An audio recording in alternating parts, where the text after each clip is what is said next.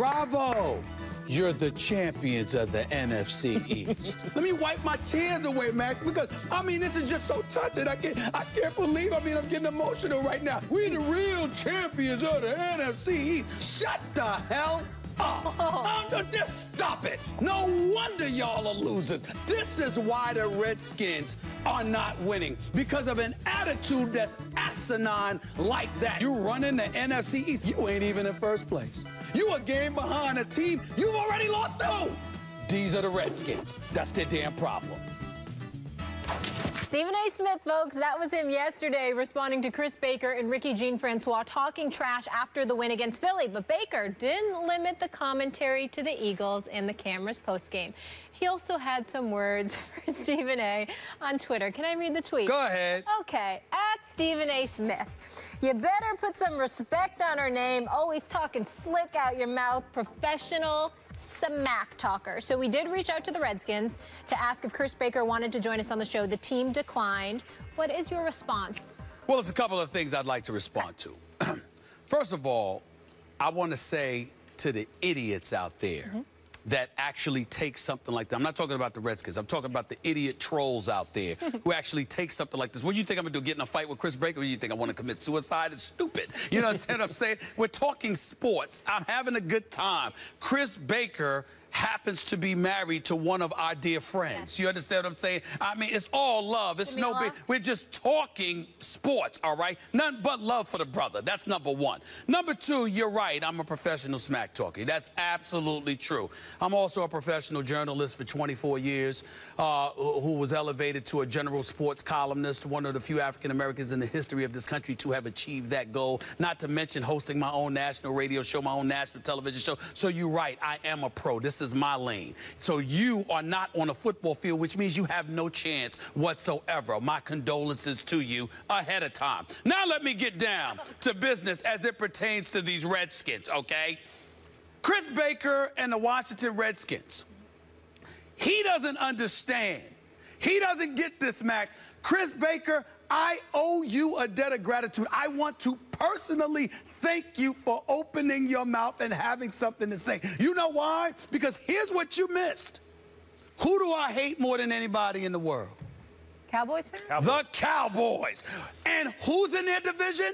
It would happen to be the Redskins. Who's the guys that were just talking about they're the kings of the NFC East? It would happen to be the Redskins. So, Chris Baker, based upon your words, because you want me to attach respect to your name, and of course I'm going to, for obvious reasons that I already articulated earlier on in terms of your relationship to this network, ain't nothing but respect and love for you, baby. Ain't nothing but respect and love for you, Chris Baker. But here's the question. What you gonna do? Because last time I checked, I'm sorry, did the Redskins beat the Cowboys? I mean, Max, refresh my memory. I don't recall. Did the Redskins beat the Cowboys this year? I think they lost to the Cowboys. Am I correct? Am I correct, Max? You made that point loud and clear. You're not in first place, and you lost to the first place team. You're not in first place, and it's because you lost to the team that is in first place. So your definition of kings of the division is being the second place team? I'm sorry, I wasn't aware that I'm sorry. Not even in chess or checkers is that true. Maybe chess, because we all know that the queen is the real strength. The king is. I mean, maybe Chris Baker's playing chess instead of football. Maybe that's the problem, okay? But here's the deal. He's got a good queen. Here's the deal. I look at the Redskins, and what I have to say to Chris Baker is this.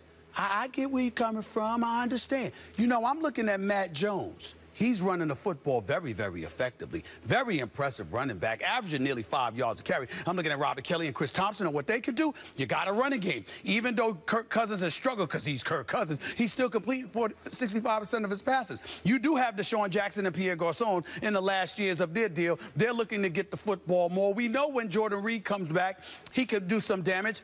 Kerrigan and the crew are getting after the quarterback, and they're doing well defensively.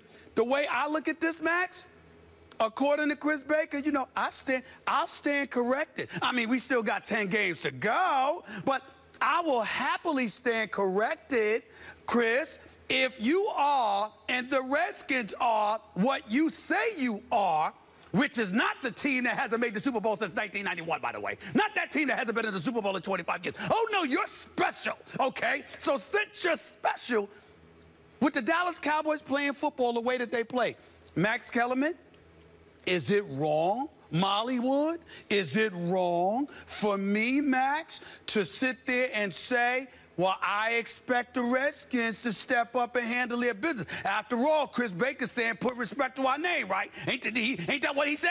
Ain't that what he said? I'm just asking, Mac. I'm just curious. Usually I would respond to something you said, but if you have a DVR, just go rewind to the part where Stephen A. said he went from columnist to among the first African-American general sports columnist from the beat to the, and then 24 years of that, and now national radio show and national TV show. So yes, professional smack talker. Yes. This is his lane, and I think Chris Baker picked the wrong fight this time.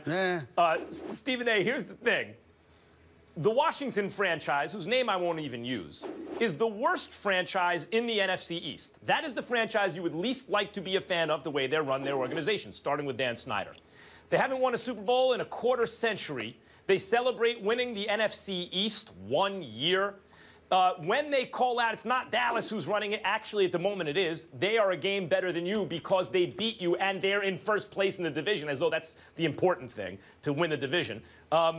And then you call out the Eagles. It's not the Eagles who are giving their fans more excitement and hope for the future than Washington is. I was offended as a Giants fan. You're one game better than the Giants at the moment, and the Giants are the only team in the division that is repped in terms of Super Bowl championships. 2 in the last 9 years when you got 0 in 25. So I was offended as a Giants fan. Any NFC East fan's going to look at Washington and think, who are you? Are you kidding? Because you win a game? On the other hand, they're just, in terms of smack talking, they were just talking some smack on their way to the locker room. They felt good about themselves because they won a game. Whatever. Well, a couple of more things before we end this segment, Max, if you don't mind. Go ahead. Chris Baker plays defense, doesn't he? Doesn't he play defense? I think he plays defense. Doesn't he play defense, Max? I think I remember that. I mean, I just think so. 18th overall, 28th against the rush. You might need to fix that if you're going to be the best in the NFC East with Ezekiel Elliott there.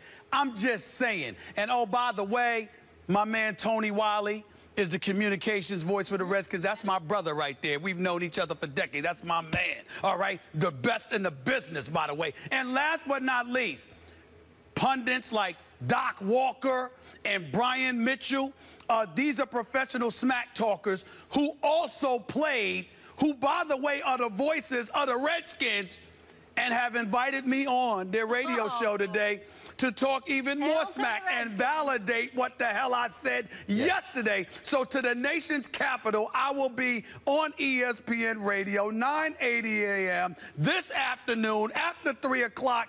Chris Baker, you're welcome to join me if you want to make a case for your Redskins, who haven't won a Super Bowl since 1991. I'm just saying. Washington franchise doesn't want it. Chris Baker wants it. Washington franchise doesn't want it. No. They're protecting him. He don't want none of this. Come on now. Come on now. Let's move on. We'll leave it there until you. But I got nothing but love. Hold on. But I got nothing but love for Chris Baker because he's family. It's all in fun. It's all in fun. Nothing but love for him. And you love the nation's capital as well. Yes, Coming up next.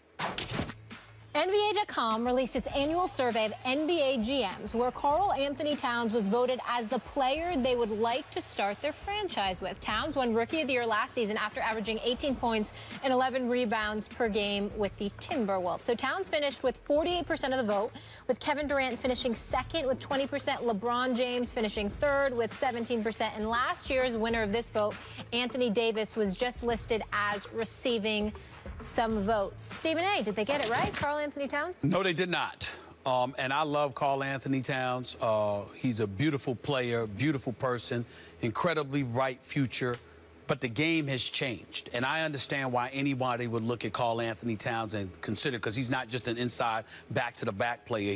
Most of the time, he's facing the basket. He can hit perimeter shots. He can even hit threes from time to time. Let's be clear about that. He shot 34% from the three-point line last year. But he's no Steph Curry. Not in today's game. Steph Curry and Kevin Durant would be two players that I would instantly take before him, because when I look at a Steph Curry and I look at a Kevin Durant, I see guys guys who can pull up from 30 who don't need someone else to handle the ball for them before they get the ball. That's not to say Karl Anthony Towns can't handle the ball, but he's essentially a power forward, you know, who can play center, and you're going to have a point guard, whether it's Ricky Rubio or somebody else, running the offense, etc.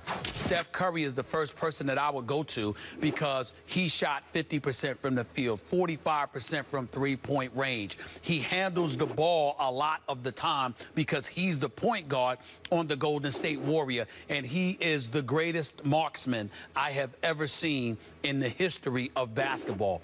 When you combine that with the way that the game is played in this day and age, Karl Anthony Towns is going to be big time. He is going to be a superstar in this league someday. I have no doubt in my mind. But this is a guard's game in this day and age. And because of those rule changes, I'm rolling with Steph Curry. Incorrect. They got it right, Stephen A. Smith. Karl Anthony Towns, as I said, is the guy who's eventually maybe going to take over from LeBron, because even LeBron in decline can keep doing this for as long as he wants, it seems, maybe 3 or 4 years from now. Karl Anthony Towns, when you're starting a team, you got to look at age. If you're not good, and maybe like the answer is LeBron, because he's so great that just having him means you're in a running for a championship for the next 3 to 4 years. But if it's not LeBron, and we're going to take age into consideration, Steph is pushing 30, so is KD. He's getting close. If you want to go with a guard, you go with Kyrie Irving, the second best player in those finals just last year.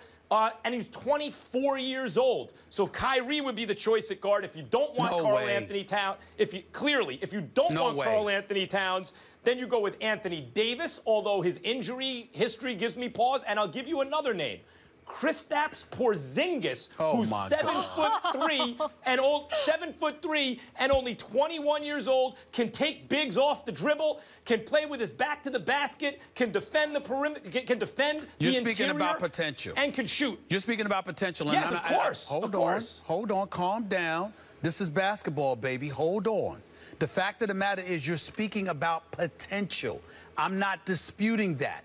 I'm saying at this moment, based on what we have seen, where would you go? And I'm saying to you, I got a dude in Steph Curry, who is the greatest marksman we've ever seen, who is a point guard who primarily has the ball in his hands. The combination of those two ingredients combined with today's game, to me, there's no question. And the closest thing to him is Kevin Durant, because at 6'10" with a 7'6" wingspan. Hold on. So you're going with two guys who 30 is coming up pretty soon, and neither one of them really have alpha personalities to begin with, which is why they've teamed up to try to get over the LeBron hump. I think Steph Curry has an alpha personality. He hasn't shown it in the finals? Well, excuse me. I think he has an alpha personality. He wasn't 100% healthy last NBA Finals. He didn't play stellar, but don't tell me he doesn't have an alpha personality. Alpha personality isn't defined by just the finals. It's a bevy of big moments. Hold on.